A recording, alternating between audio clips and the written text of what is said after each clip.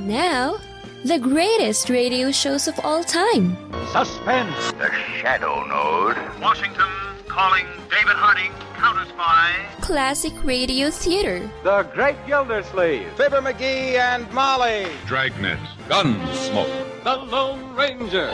Now, step back into our time machine with your host, Wyatt Cox. Good evening, friends of the Inner Sanctum. An episode of another short-run CBS Western, and a really good one.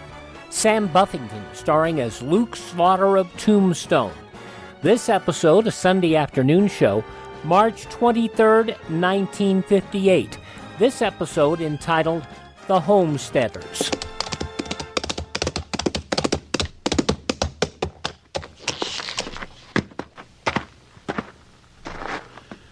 Slaughter's my name. Luke Slaughter. Cattle's my business. It's a tough business. It's big business. I've got a big stake in it. And there's no man west of the Rio Grande big enough to take it from me.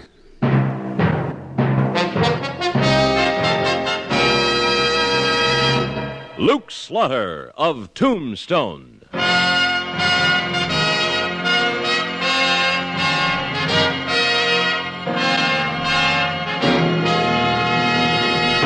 Luke Slaughter of Tombstone, Civil War cavalryman turned Arizona cattleman. Across the territory, from Yuma to Fort Defiance, from Flagstaff to the Huachucas and below the border through Chihuahua and Sonora, his name was respected or feared, depending on which side of the law you were on. Man of vision, man of legend, Luke Slaughter of Tombstone.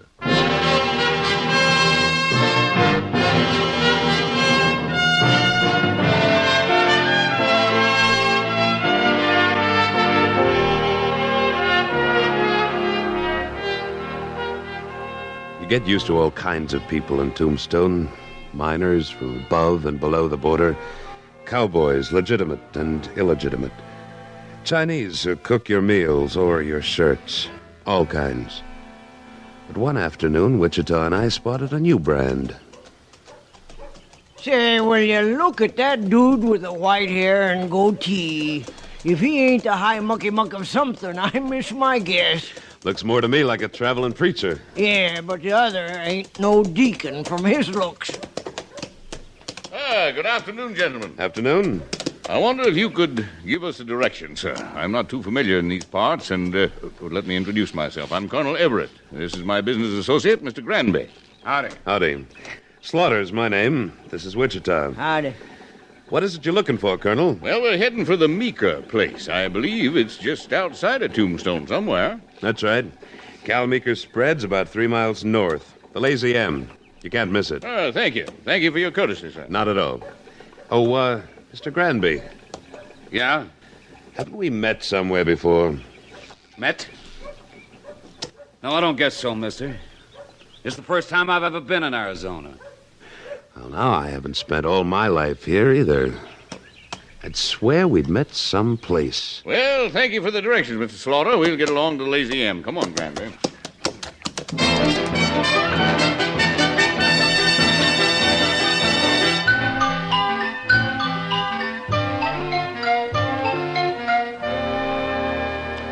So, that's the way of it, Mr. Meeker. I'm sorry, sir. No, wait a minute, Colonel Everett. This is my land. I homesteaded it. Got my title straight from the government. You don't listen very good, Meeker. The colonel told you he's got the original grant on this land, dated way back in 52, before you ever saw Arizona. That's right, sir. My title's all official and registered. But Mexico sold this land to the U.S. in 53. And the United States honored all prior claims. Right so, Granby. Now, I am ordering you to get off my property in 2 days, Meeker. And I'm giving you a choice. A choice? Drive your cattle off this spread within 2 days, or leave 'em, and I'll give you $5 a head for 'em. $5? Why, that's robbery. And what if I refuse? Then we'll have to drive 'em off ourselves. That's your choice. Choice? Get off my ranch and stay off. Both of you. Put away that gun, Meeker. Get going, I said. Get going or I'll Granby. blast. Okay, Colonel. Get back or I'll shoot. Oh, no, you won't. Oh, drop the gun. Oh, drop it. You might hurt somebody. He don't think we mean business, Granby. Show him.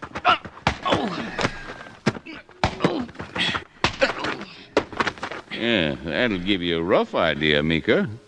I'd suggest you start moving off this land now. We're taking over day after tomorrow. Now,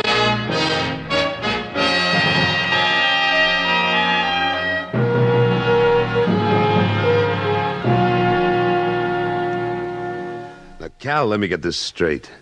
The colonel claims he has an old Mexican grant to your land? That's right, Luke. Signed by Santa Anna himself, he said. And not just my spread, either. He claims all the land out my way. Wonder why he'd wait all these years to claim it. Golly. Well, ain't there something you can do, Luke? I don't know. It's a fact the government did recognize prior claims when they bought this territory from Mexico.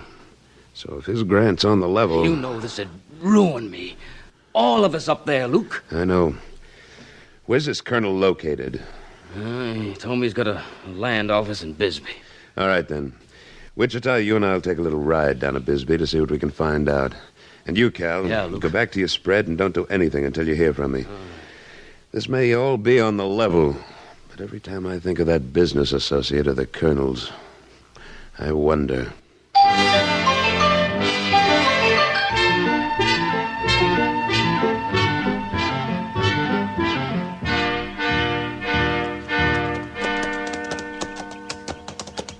Hey, there's the place, Luke. See the shingle? Yeah, land office, Colonel Justin Everett. Real pretty name. Seems to me that shack was vacant a month ago. You wait here, Wichita. I won't be long. Right, Luke.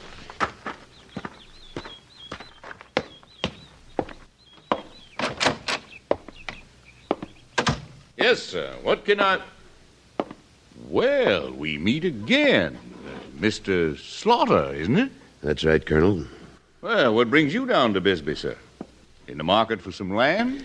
Like the Lazy M Ranch? Well, now, that tract won't be available for a couple of days, but we can talk about it now. Yeah, I think now's the best time to talk about it. Cal Meeker's a friend of mine, Colonel, and a member of the Cattlemen's Association. He tells me you're laying claim to his spread. Yes, that's correct, sir. Suppose you tell me all about it. Well, I don't know why I should, Mr. Slaughter. This is a private matter between Meeker and me. I'm the head of the Cattlemen's Association up at Tombstone. Anything that affects the members interests me.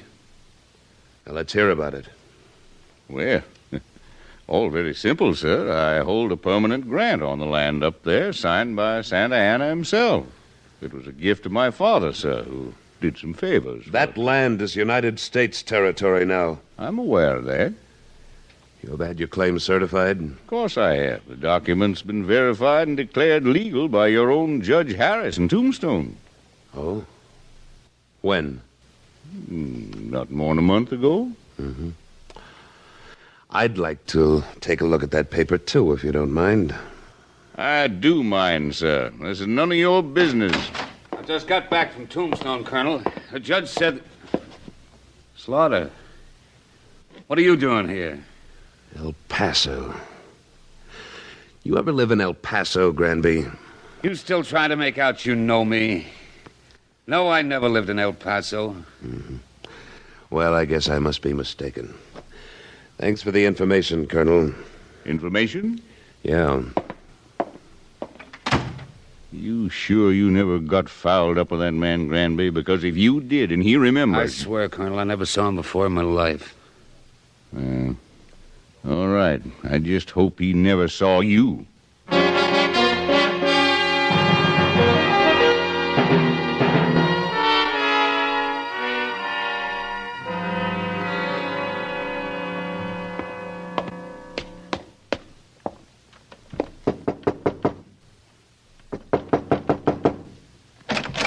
Yes? Morning, Judge. Well, Luke Slaughter, what can I do for you? Oh, nothing special. Just dropped by for a chat. Come in. Thank you. You know, I haven't talked to you since you lived in that little house up on Safford Street. It's quite a fancy layout you've got now. Well, thanks, Slaughter. I like it. I don't see how you can swing it on a judge's salary. Oh, well, you see, a relative of mine died in Kansas City. Left me some money. Yes, sir, quite a lot of money. Oh. When'd you buy this place? Why, it was just a month ago, next Monday. I see. Judge, I wonder if you could give me a little information on a land deal. What kind of land deal? Well, a fellow named Everett, Colonel Everett, claims he has a Mexican grant on a lot of property around here. Oh, Colonel Everett, yes. Say, that was a surprise to me, too. Yes, sir, quite a surprise. I had no idea such a grant existed. He tells me you certified the title. Is that right? Oh, yes. I went into it very thoroughly. Studied the grant, checked Santa Anna's signature, and didn't leave a stone unturned. No, sir, not a stone. Well, I certainly hope so, Judge. I wouldn't want to see you mixed up in a crooked deal. Crooked? Why, what do you mean by that? Well, I haven't seen the grant myself, but... Well, somehow it's got an unpleasant smell to it. For your own good, you better have another look at that paper. Now, Slaughter, if you question my integrity... I never have, Judge, and I'm sure I won't have to now. You know, it's quite a coincidence, that relative of yours dying in Kansas City exactly the same time Colonel Everett came to Arizona. Now, see here, sir. Just a coincidence, I'm sure, Judge.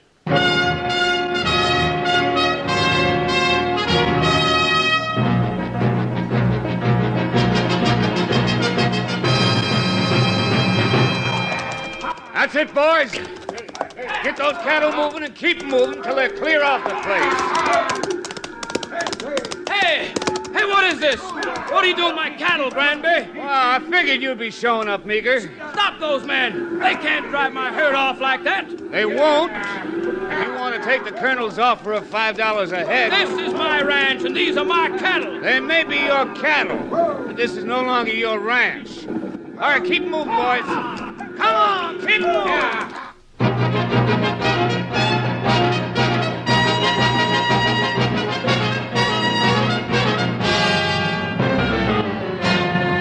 In a moment, Luke Slaughter of Tombstone returns. March 23rd, 1958, Luke Slaughter of Tombstone on Classic Radio Theater with Wyatt Cox.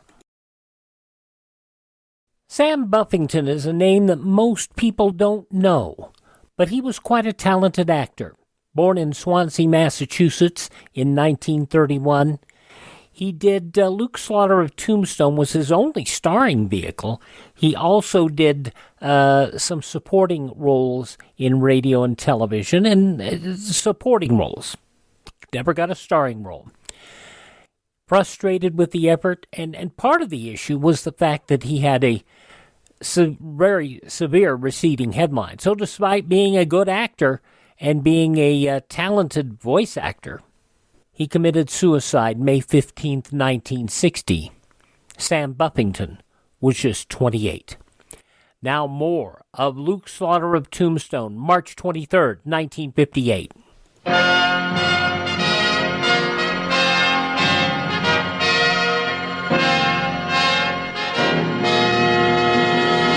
And now, Act Two of William N. Robeson's production of Luke Slaughter of Tombstone.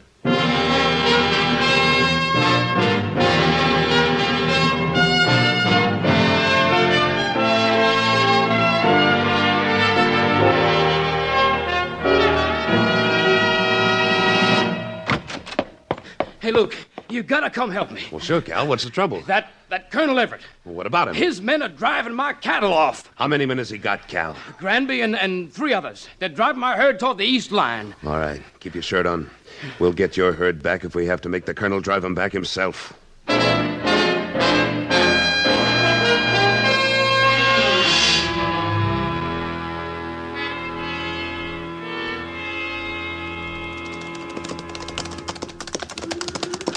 Yeah, they are, Luke.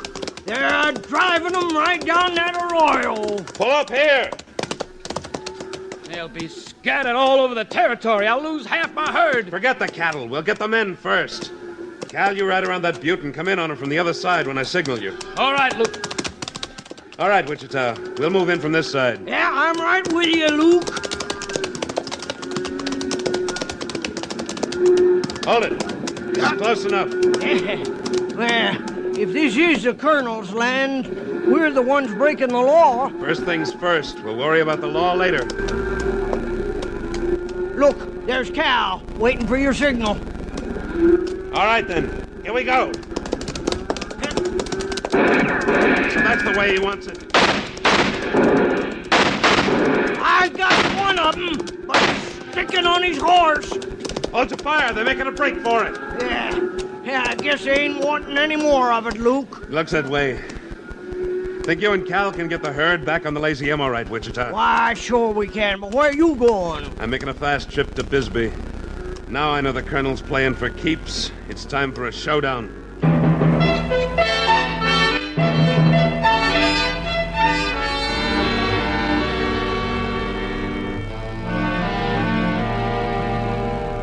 Hey, Colonel. Don't bother me, Granby. I'm figuring. Slaughter's out front. Slaughter? You didn't waste any time getting down from Tombstone.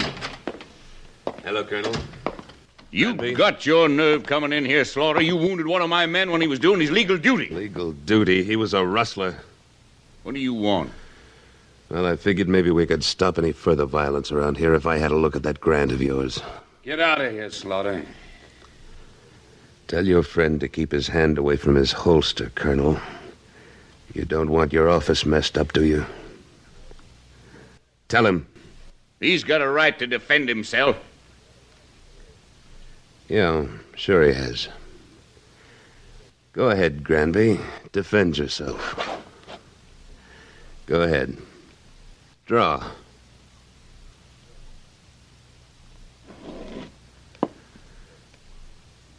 I thought so. Now, Colonel, the deed. I don't have to show it to you, Slaughter. That's right, but you're going to. There. You're so curious. Have a look.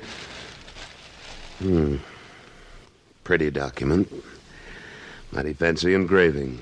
And just as legal as it is pretty. Might help if you could read Spanish. Well, it just so happens I can. Dated September 11th, 1852. Signed by... Say, this fellow really took a liking to himself, didn't he? His Most Serene Highness Antonio Lopez de Santa Anna, perpetual dictator of Mexico. You'll notice the grant is perpetual, too. I noticed that. Hope it's more perpetual than Santa Anna was. Yes, sir. That's mighty pretty engraving. Well, you satisfied, Slaughter? Mm-hmm. Yes, indeed I am. I've seen all I need to, for now. And now that I've seen it, Colonel, I'm sure our next meeting will be under much different circumstances. Well, I certainly hope so, sir. Good day, gentlemen.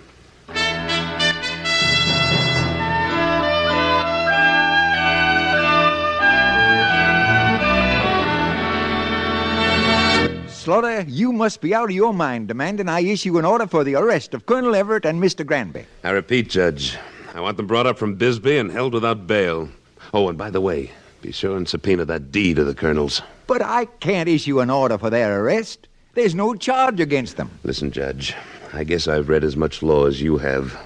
You want charges? I'll give you a few. Fraud, intimidation, cattle rustling. You want any more? I'll sign the complaint. But you don't understand, Slaughter. You'd have to have evidence. I'll produce the evidence at the proper time. In court. I can't do it. No, sir, I just can't. Maybe you'd rather be a defendant in this case, Judge. You better be able to prove your charges in court. You'd be surprised what I can prove. See you in court, Judge.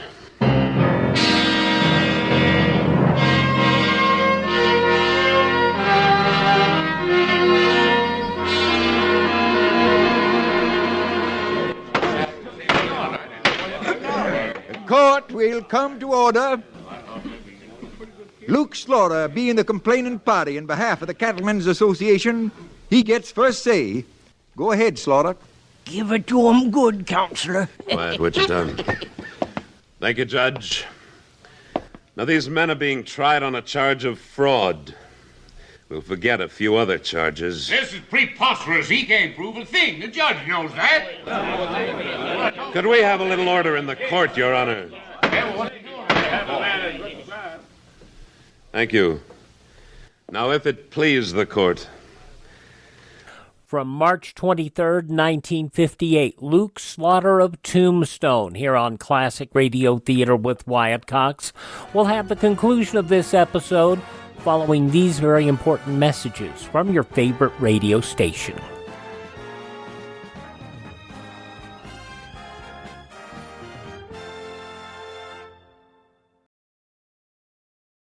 Here's Mike Lindell talking about getting your best friend something special. And Mike, you've done it again. You've brought us an amazing line of dog beds. This has been a long time coming. It starts with the same patented fill for your dogs now as we do my pillow. I wanted everything covered in sizes from your largest dog to your smallest dog. You can throw them in the washer and dryer. The dogs love it. They asked, and here they are. This is why you get the dog bed. This is the main reason. The dogs love it. And you've got that 10-year warranty, right? I can do it because the dogs love it. They don't want to wreck their bed. And you can get these MyPillow dog beds at a price lower than the big box stores, as low as $19.95. Call 1-800-928-4715, 1-800-928-4715, or go to mypillow.com/pet and use my promo code Wyatt. Treat your best friend to a MyPillow dog bed, mypillow.com/pet. Promo code Wyatt.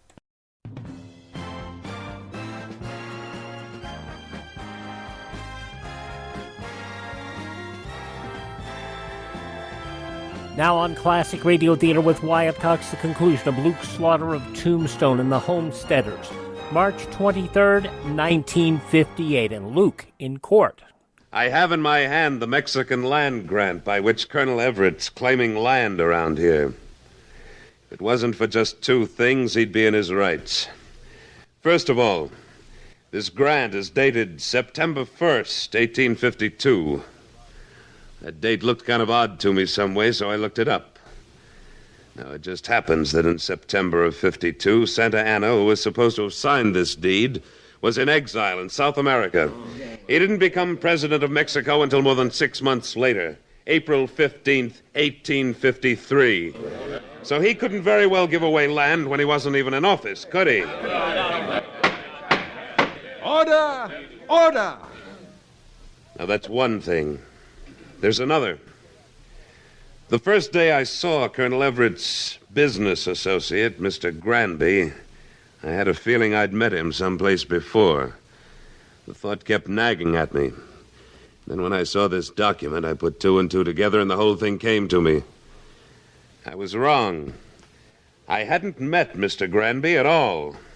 I'd just seen his picture a while back on the wall of a marshal's office back in Abilene, Texas. What? Why? It's no wonder this document looks so pretty. Mr. Granby is an expert at making things like this. He's wanted by the United States government for forgery and counterfeiting. That's a lie! Now, there's one more way I'm going to prove this case. By Judge Harris himself. The judge can tell you a few things about these men that'll prove their guilt. Can't you, Judge? Well, when the Colonel and Mr. Granby first approached me... I'll teach you to keep your mouth shut, Harris. Luke, Granby's got a deputy's gun. Get down behind that desk, Judge. Keep away from me, Slaughter. I'll fix you so's everybody will keep away from you. Now!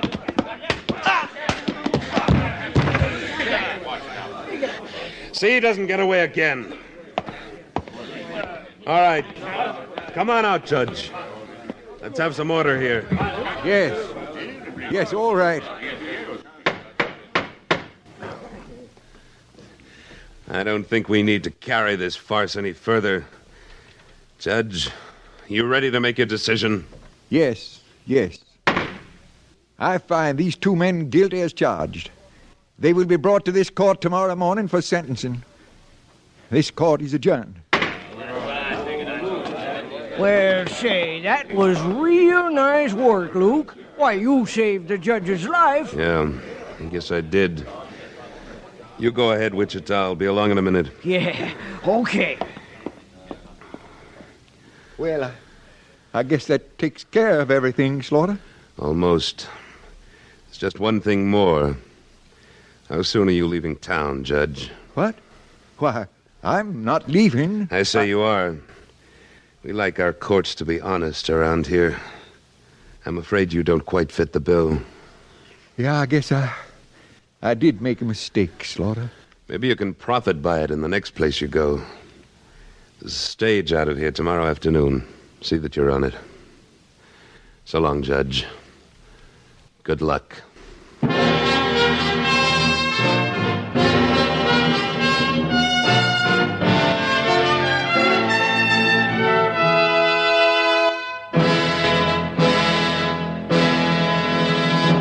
Luke Slaughter of Tombstone, starring Sam Buffington, was written by Don Clark, with editorial supervision by Tom Hanley, and directed by William N. Robeson. Supporting Mr. Buffington were John McIntyre, Jim McCallion, Bill Quinn, Junius Matthews, and Ed Jerome. Music composed by Wilbur Hatch and conducted by Amerigo Marino.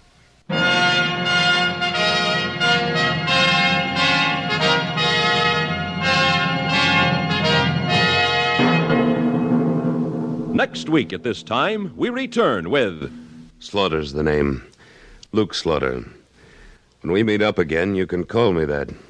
Luke Slaughter. March 23rd, 1958, Luke Slaughter of Tombstone, here on Classic Radio Theater with Wyatt Cox. Thank you for tuning in to Classic Radio Theater with Wyatt Cox here on your favorite radio station. Okay, Ted at RadioMemories.com has been very good to us, supplying us all these Lum and Abner episodes fully restored. And let's get back to the episodes we've been following. This from March 23rd, 1953. And are Lum and Abner going to go to jail? Granny's, Abner, I believe that's our ring. I doggies Lum, I believe you're right. I'll see. Hello, jot 'em down, store. This is Lum and Abner.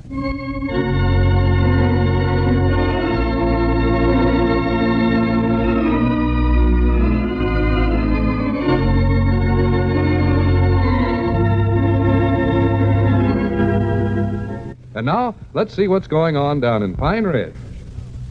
Hello, this is Dick Huddleston. Well, it's been a rough weekend for our old friends. Just when Lum and Abner were getting their radio station going good, even showing a profit, the Federal Communications Commission stepped in. And the two old fellas learned that they're liable for 2 years imprisonment and a $10,000 fine for operating a shortwave radio station without a license. Things are pretty grim over at the Jot 'em Down store right now. Lum, how do you spell brave? Just a regular way, B-R-A-V. Thank you. What are you writing there, anyway? Oh, letter to Elizabeth. Elizabeth? Yeah, my woman. You'll see her again, I think. Even if they do take us away, you'll get to say goodbye to her. Yeah, I know, but I just couldn't bring myself to tell her about this face-to-face, Lum. Just break her poor little heart to see them handcuffs on me. Well, I don't think they're going to handcuff us. Well, even if they don't, I just couldn't stand to tell her that I'm nothing but a jailbird. A 2-year termer. Well, now, Abner, they might not send us to jail. Stop carrying on that way. Well, you heard what Mr. Smith said last Friday. Yeah, I know, but you can't The tell. fine for running a shortwave radio set without no license is $10,000 or 2 years in jail. I know good and well we can't raise no $10,000. How'd you say to spell brave? Well, now, Abner, why don't you wait till after Mr. Smith's been here wherever you write that letter? After he's been here, I might not be able to write. Dear Elizabeth, whatever happens, I want you to be B-R-A-V. Now, look, Abner, you're just sitting around here making things worse for yourself. Look at me. You don't see me cracking up like you are. You'll have to get a better grip on yourself. You've got to be philosophicals like I am. I say to myself, what's done is dead. We never meant no harm in running this radio station, but if we done something wrong, we've got to pay for it, that's all. We can't change none of that. Can't push the water back under the bridge. So now we got to make the best of it. Maybe he will slap a little fine on us. Then again, maybe he won't. I don't think he'd slap the maximums on us. What if we do have to spend a few days in jail? Or maybe a few weeks? Might even be a month. Grannies, it could be several months, I reckon. I hope it don't get to be a year. Of course, he could give us a year. He could give us 2 years. 2 long years. Abner, did you hear that? 2 long years. Jailbird. Abner, what are we going to do? Well, now, Lum, don't carry on that way. Stone walls and iron bars. Lum, you'll have to get a grip on yourself. Who's going to run the store? Are we going to lose that, too? In 2 years, I'll be an old man. Now, Lum, pull yourself together. Here comes Grandpappy Spears. Has he got the handcuffs with him? I said Grandpap, not Mr. Smith. No, Granny, I'm so nervous I don't hardly know what I'm doing here. Howdy, Grandpap. Come in, Grandpap, old friend. Howdy. Well, I see you fellers ain't left yet. No. Lum says there's a chance we might not have to go.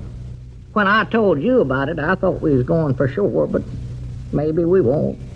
Of course, there's still a pretty good chance that we will. Fact is, I'm writing a little farewell letter to Elizabeth. I wish you'd give it to her for me, Grandpap. I'll be glad to deliver it for you, free of charge. But don't give it to her till after I went. Now, Abner, there you go again. You've got to be strong like me. Yeah, sure, it ain't nothing to get all puddled up over. After all, 2 years or more ain't such a long time. It is where I'm going. Now, Abner, I told you there's a chance we might not have to go at all. Yeah, you ought to look on the bright side of things, Abner. There's a chance you probably won't have to budge an inch out of this store. Of course not. The whole pigeon-toed thing's liable to blow away just like a bubble. You might get to stay right here amongst all your friends.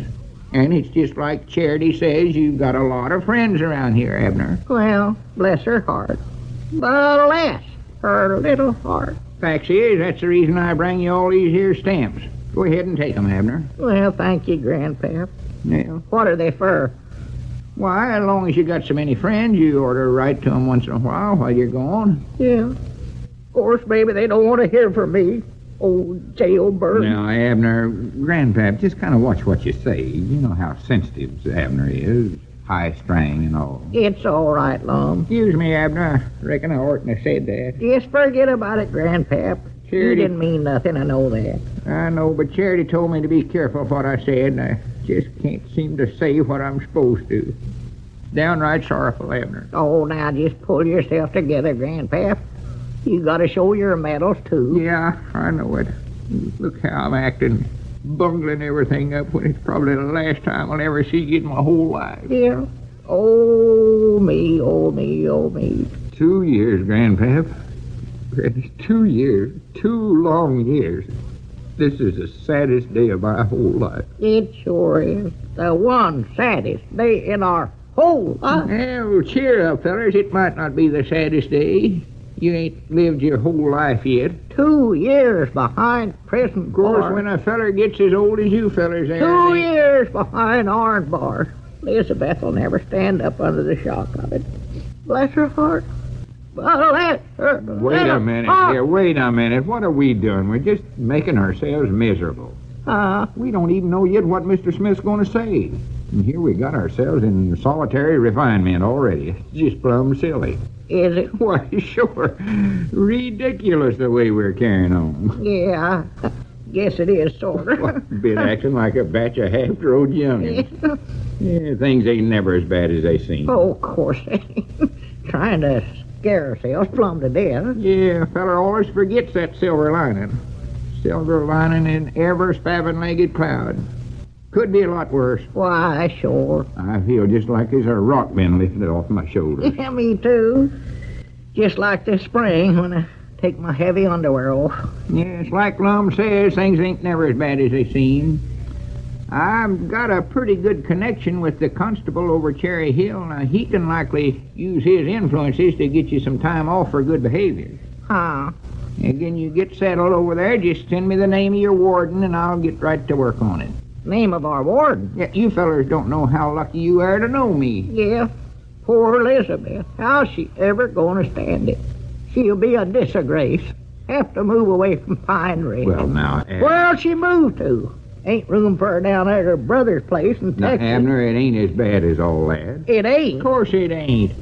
Maybe she can move summers closer to where you are. Save postage on the packages she sends you. Get to see you on visitors' days. Oh, she won't have time. She'll be too busy trying to make a living. All she's got is $200, and that ain't going to last her no full 2 years. Well, Abner, I don't think it's going to be the full 2 years. What about her mules? Oh, she'll never be able to part with them. Losing all 3 of us at once is just more than any woman can stand. Poor little critter. I was going to say, no, I guess we wouldn't have no use for the mules. Charity can still do most of that work herself anyway. I was just thinking, though, I don't think they'll let you take your checkerboard along, Abner. Checkerboard? I'll be spending my time breaking up rocks. Yeah, you won't have time for checkers, and I just hate to see that checkerboard of yours sitting here getting all cured up with dust. Oh, that poor little checkerboard. Grandpap, cut it out now. You're just pouring salt on the wound. I'm just trying to help out, Lum. I could keep it shined up for him, wouldn't give it no hard You can use. have it, Grandpap. Take it, it's all yours. Well, thank you, Abner. Oh, just write me a letter once in a while, Grandpap. Oh, me and Charity are both planning to drop you a line every now When and then. Christmas comes, it'd be awful thought if you... Well, we'll write you and tell you what a good time we're having. Yeah, well, Grandpap at Christmas will all of you get together and send us a telegram. Oh, yeah, we'll send you a nice telegram. Or wait a minute, that reminds me of why I come over here. I got a telegram deliver for you fellers. Telegram for us? Well, give it here, Grandpap. Let's see. It might be important. Oh, it's just probably somebody wishing us a happy journey more. I think it's from Washington, D.C. Couldn't make it out, but I think it's from that FCC radios. Oh, me. This is it, Abner. They got the handcuffs on us now. I just can't stand to read it. Goodbye, Elizabeth. Why don't Be you open it up brave. there, Lum? Just let me get steady here, will you? It's a long one. You're going to send us up for life. Read it, Lum. I will, quick as my hand steadies to where I can make it out. Messrs. Edwards and Peabody, Pine Ridge, Messers, that's adding insult to injury. have checked into your activities and find no evidence of injurious or other detrimental activities. Oh, my goodness. Goodbye, Elizabeth. In Goodbye. consideration of your motives, lack of information, and past record, will not take action against you. This is with understanding that you will refrain henceforth from further operation of this or any shortwave set without securing proper licensing. Smith, FCC, Washington, D.C. Abner, did you hear that? We're innocent. You mean they ain't going to do nothing to us at all? Not if we never touch that dead blame shortwaving set again. I wouldn't touch it with a 10-foot pole. Hooray! Hooray for us! Hooray! Dadgummit, I just lost a good checkerboard. Doggins, is that a relief? I thought sure we were heading for the electric chair. Well, I kept telling you we weren't. If you'd just listened to me, you wouldn't have had all that worry. Well, wasn't you worried, too? Why, of course not. I knowed we'd get out of it. Well, I'll see you fellers later. Well, wait a minute, Lum. Where are you going? Oh, I'll be right back. I just want to go over home and unpack my valise. Huh? And while I'm gone, Grandpap, would you go over to Dick Huddleston's and tell him not to bother to forward my mail? I'll be right here.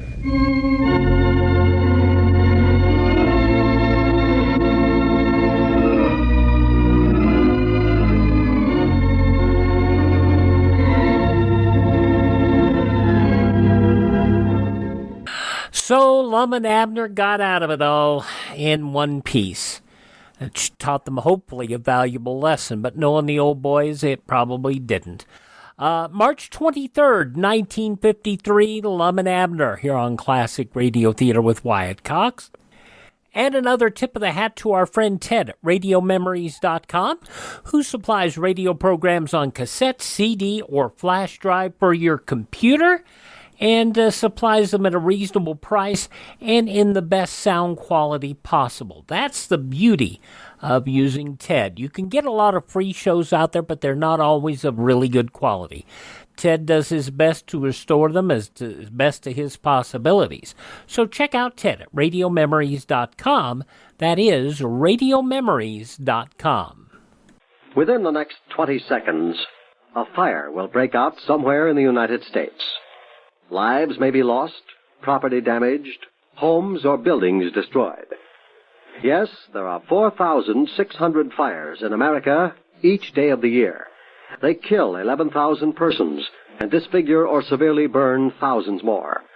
The unfortunate part of this picture is that most of these fires could have been avoided. For example, 90% of all fires which start in the home can be traced to human carelessness. By obeying a few simple rules of fire prevention from now on, you and I can protect ourselves and our families from this devastating menace. Rule 1 is don't smoke in bed or discard lighted cigarettes carelessly. Rule 2, clean out old newspapers, magazines, and other inflammable debris. Rule 3, promptly repair defective wiring as soon as you notice it. Fire won't wait until tomorrow. Rule 4, use only those cleaning fluids which will not burn. And last but not least, be careful with matches. Keep them out of the reach of small children. Remember, it doesn't pay to gamble with fire. The odds are against you every time. This is Lyle Wagoner for the IRS with a word about accuracy. When you do your income tax return, check your math. Use the peel-off label and envelope from your tax package. Attach all W-2s and schedules. And don't forget to sign your return. Be accurate. Then things go right. No delays if you're waiting for a refund. A message from the IRS. We thank you so much for making us a part of your day. Classic Radio Theater is here because you're here listening, and we appreciate it more than you'll ever know. Visit us on our webpage, classicradio.stream. That is classicradio.stream. There you can learn about building a classic radio collection of your own. You can contact me, find our social media links. You can listen to our 21 hours a week of classic radio programming, and it's all there on demand for you to listen to. And you can also buy me a coffee. Now, that buy me a coffee money doesn't buy me coffee. I don't drink coffee. Well, but what that does is that helps us acquire additional classic radio collections, and it also helps us keep our distribution channels up and running. That is at classicradio.stream. Also, we'd like to take a moment to thank this radio station, and we hope you will thank them. Support your advertisers. They have a lot of choices and programs to bring you, and we're glad that they have us here on your favorite radio station. Thanks for tuning in. Tell all your friends the greatest radio shows of all time are right here at this spot on the dial. Classic Radio Theater with Wyatt Cox on your favorite radio station.